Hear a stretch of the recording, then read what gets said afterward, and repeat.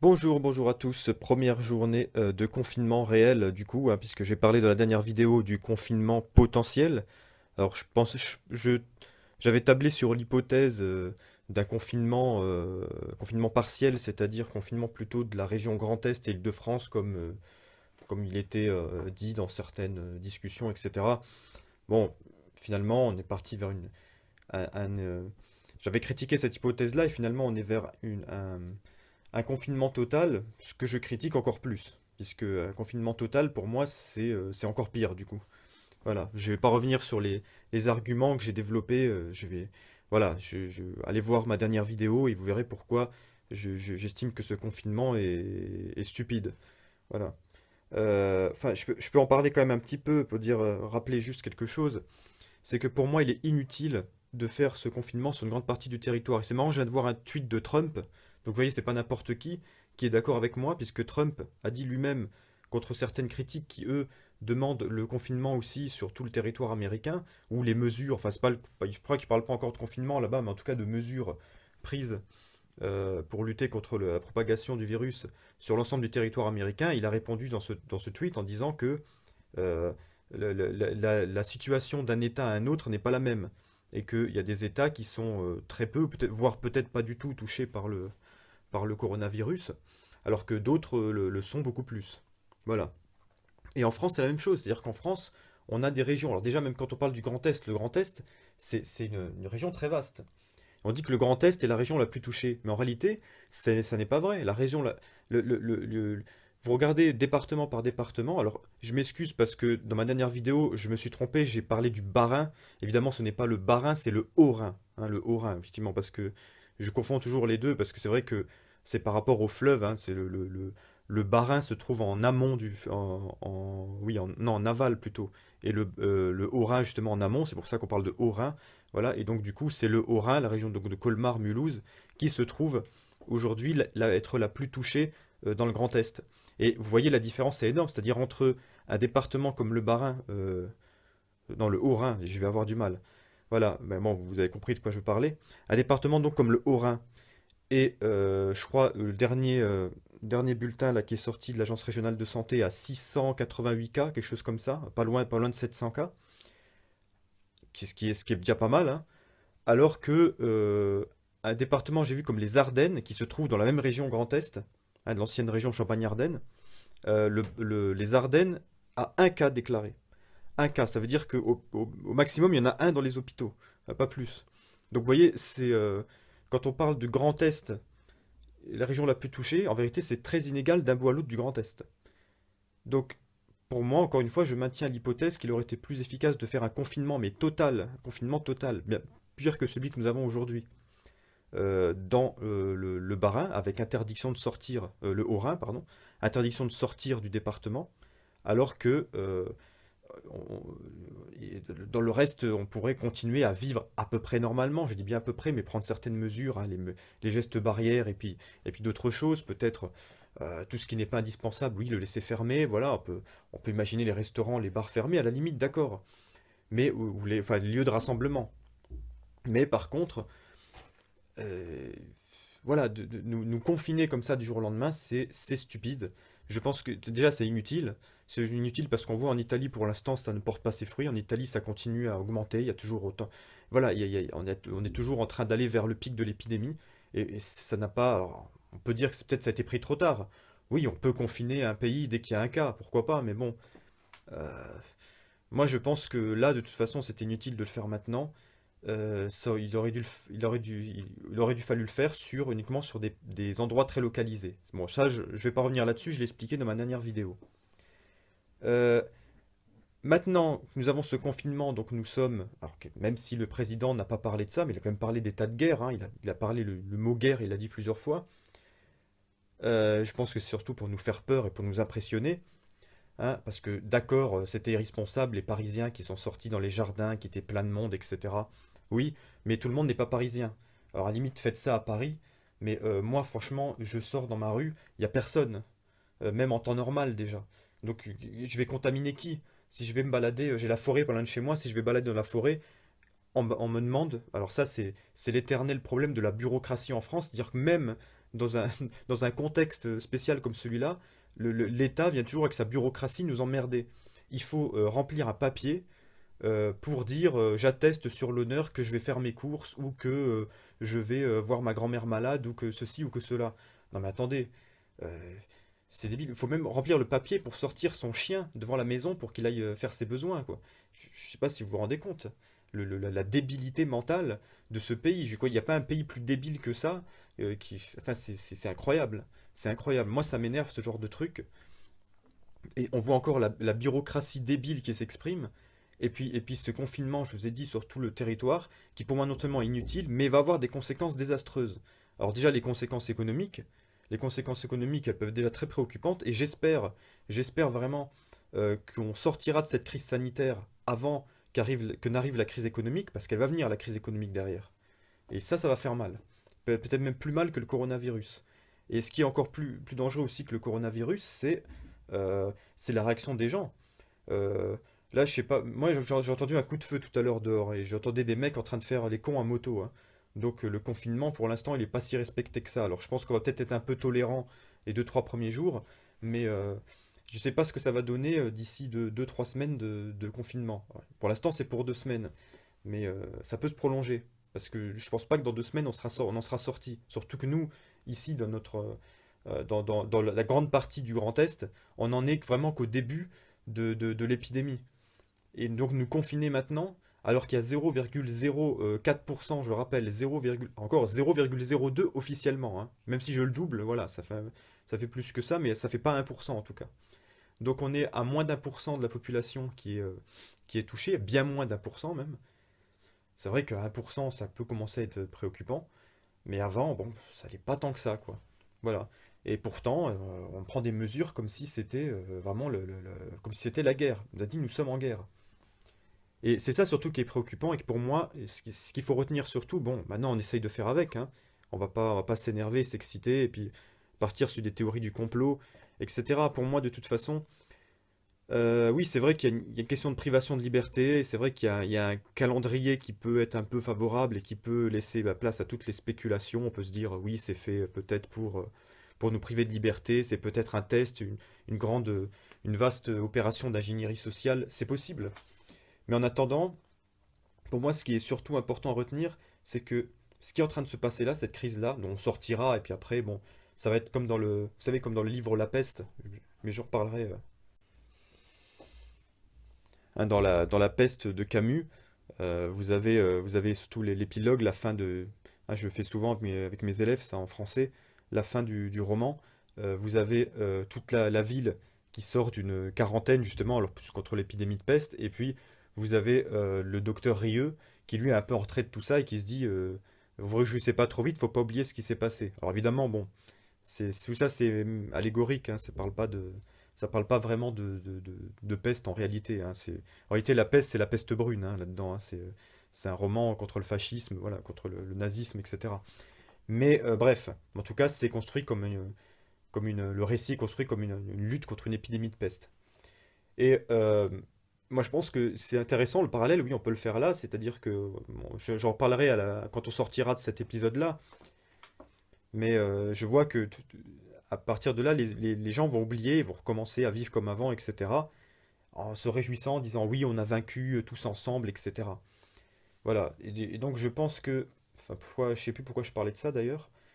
Euh, oui, moi je pense que, comme je vous dis, il faut pas oublier ce qui s'est passé là révèle et le symptôme n'est qu'un signe pour l'instant d'un effondrement total de notre système et des limites qu'a atteint notre système capitaliste. Voilà. Et quelque part, ça donne presque raison à des gens comme Greta Thunberg ou comme tous les collapsologues hein, qu'on entend depuis quelque temps nous alarmer. Alors, ils parlent surtout du climat, mais il n'y a pas que le climat. Et moi, c'est ce que je dis aussi depuis un moment, c'est-à-dire que le climat, c'est bien gentil, mais le climat, il va nous survivre. Par contre, notre civilisation, elle est en train de s'effondrer à un point inimaginable, et cette crise est le signe d'un effondrement, et d'ailleurs, c'est à l'échelle mondiale. Même la Chine, enfin, la Chine a encore réussi à réagir assez bien, parce que c'est un pays qui est en pleine croissance, voilà, pas encore dans sa phase de décadence, on va dire. Par contre, les pays d'Europe, c'est une catastrophe.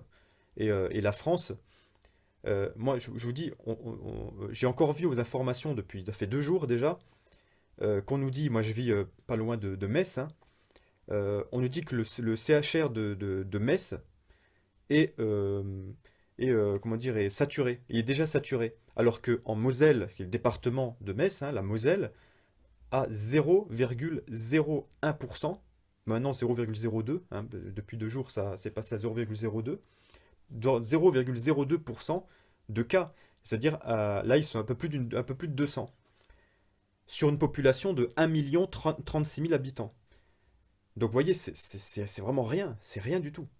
Et donc, et sur les 222 cas, et je pense que, bon, je ne sais pas combien il y a de cas graves, mais ils sont pas, il n'y a pas les 200 cas qui sont des cas graves.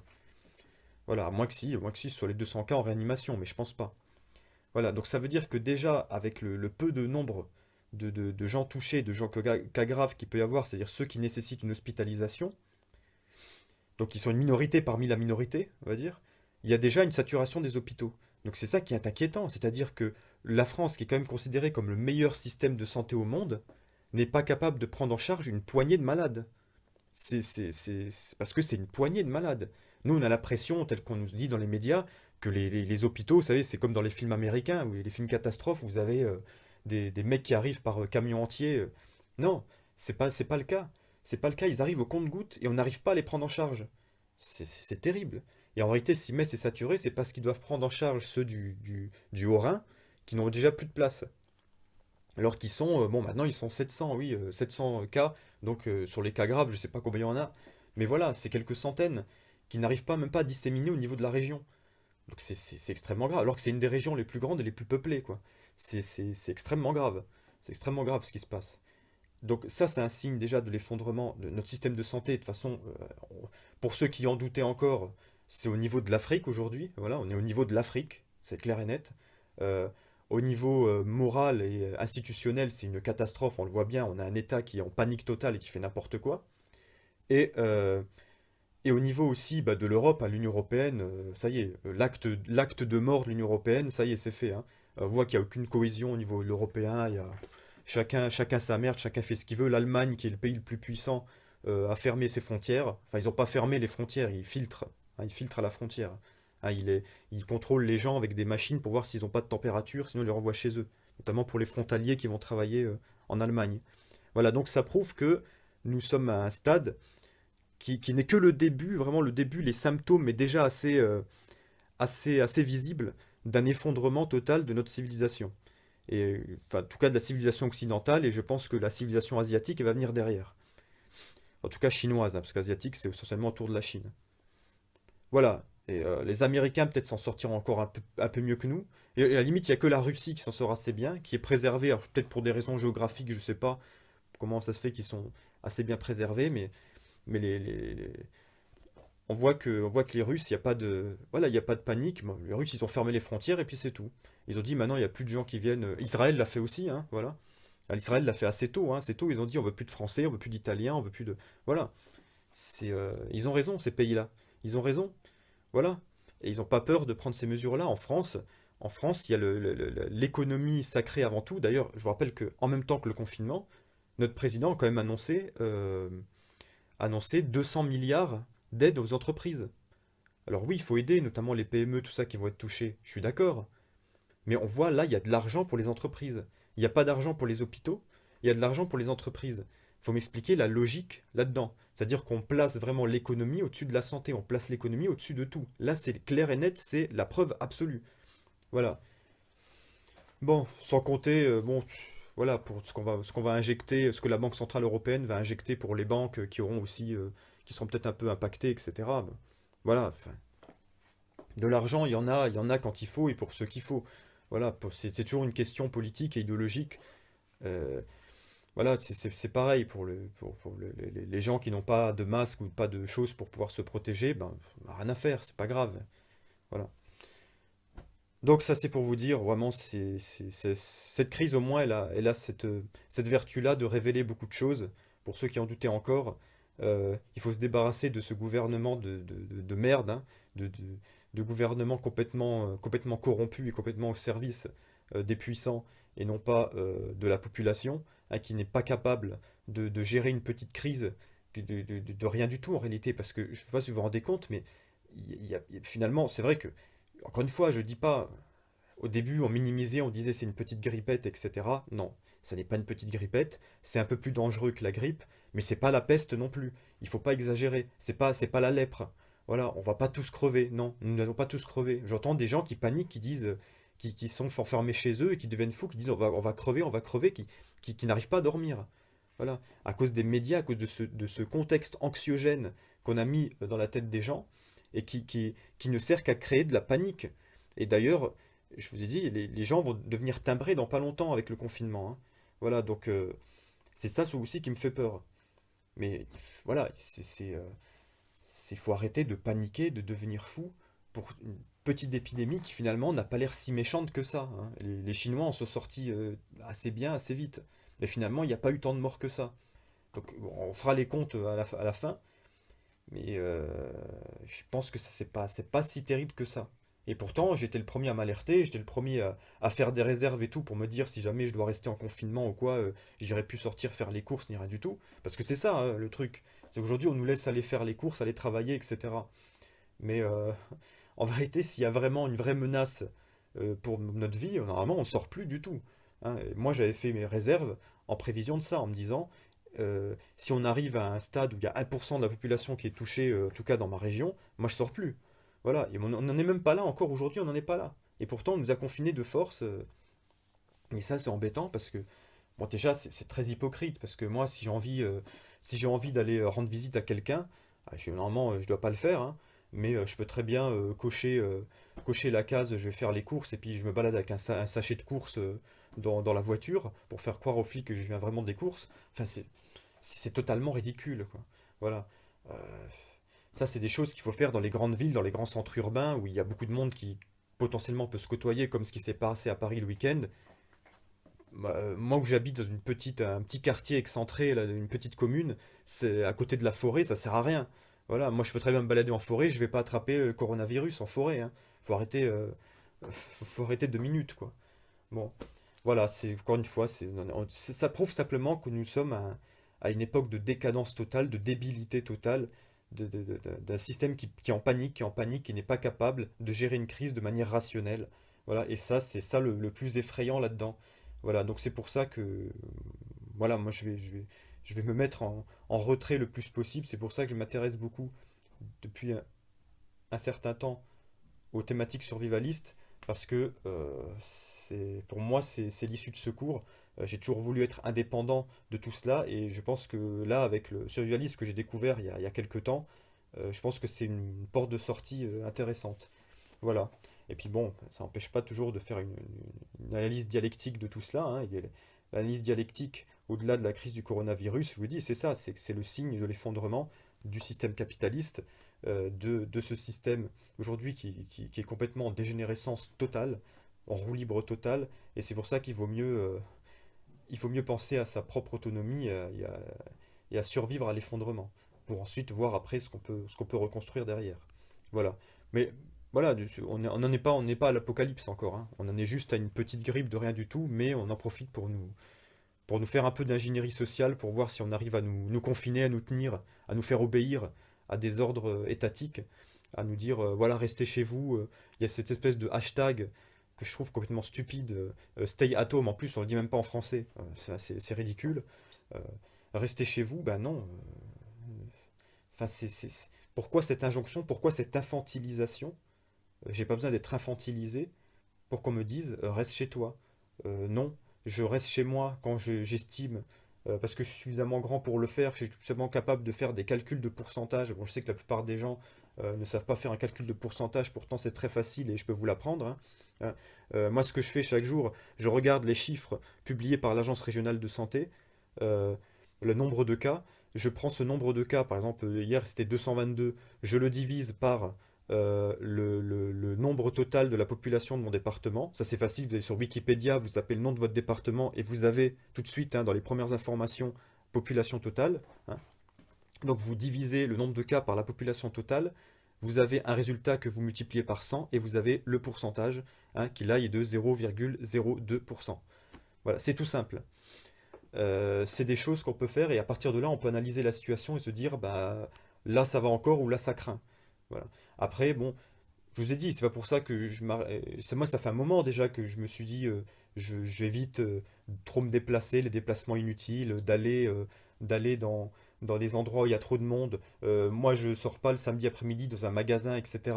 Parce que je sais qu'il y a beaucoup de monde et que je peux potentiellement croiser la personne qui va être porteuse sur 1000 ou sur 10 000. Voilà, d'accord, ça d'accord. Mais m'empêcher d'aller rendre visite à telle ou telle personne, voilà, ou d'aller me balader un petit peu, voilà, enfin je sais pas, faire des trucs assez banals, ou même d'aller continuer à faire mes visites à domicile, des choses comme ça, bah, non, ça n'a pas de sens. Ça n'a pas de sens, c'est simplement des signes d'un État qui voit, soit qui voit la situation lui échapper totalement, soit qui veut nous faire de l'ingénierie sociale. Et dans les deux cas, c'est inquiétant. Dans les deux cas, c'est effectivement, ça pose problème. Donc la question, c'est comment... voilà, moi, de toute façon, je n'ai plus aucune confiance dans l'État, hein. De toute façon, déjà avant, j'avais pas confiance en l'État, mais là, faut avoir aucune confiance dans l'État, aucune confiance dans ce que nous disent les autorités, ou très peu, où il faut vraiment prendre les choses avec des pincettes et voir les 2, 3, 4, 5 niveaux de lecture qu'il peut y avoir, hein, parce que vraiment lire entre les lignes, même lire les petits caractères, vous voyez. Et pour ça, c'est vrai il faut se former un petit peu, quoi. Il faut être un spécialiste de la manipulation, bien détecter les mensonges. C'est vrai que les mensonges sont omniprésents.